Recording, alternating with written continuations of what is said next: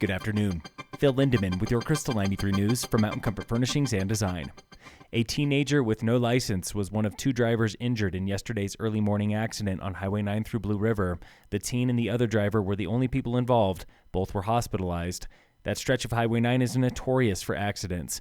Deer, moose, and bears have been hit this summer. Blue River PD says they are lowering the speed limit there, just outside of Town Hall, but still waiting on the new speed limit sign.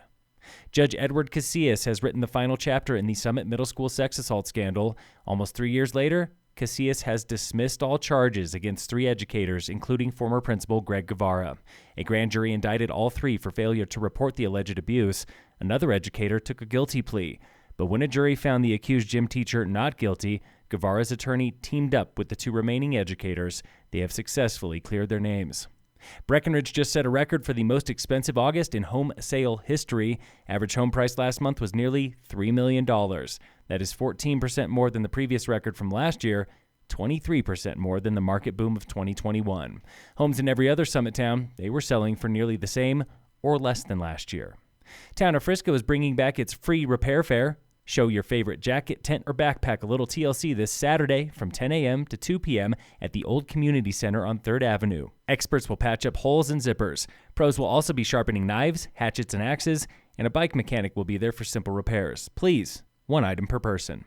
Local fire danger, it's high today in Summit. Still no fire restrictions.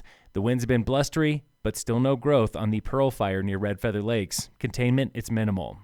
In local entertainment news, Breck Film Fest is back in town. Making his first trip ever to the high country is New York filmmaker James Wooter. This is a much different feel festival than the other ones, which I'm excited about. Wooter is the man behind Bound, a melancholy but a hopeful tale set in his home city. Bound is about a young girl who leaves a broken home just outside of New York City.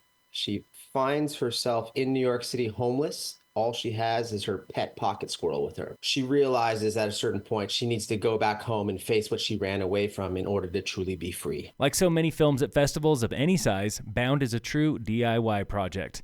Much of it was paid for by crowdfunding. I made some of the costumes. I cast the thing over a period of 6 months to a year. I had my hand in the art decorations as well. I wore a lot of hats because I couldn't afford to pay somebody. Showing Sunday is another DIY project, Way the Wind Blows, from first-time filmmaker Megan Sweeney. She and her neighbors lived through the devastating Marshall Fire. Although I've made a lot of documentary-style videos, I've filmed plenty of people I know, this felt the most intimate, especially with the subject matter and how traumatic the event was. Breck Film Fest, it's opening tonight at the Riverwalk Center with a Casa Bonita documentary. Bound shows tomorrow, Way the Wind Blows shows Sunday.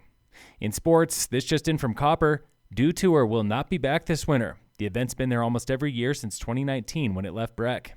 And in local sports, today's soccer game at Battle Mountain's postponed. This comes one day after students there at Battle Mountain were kept home for a fake bomb threat. That bomb threat was cleared. Students were back today, but sports canceled.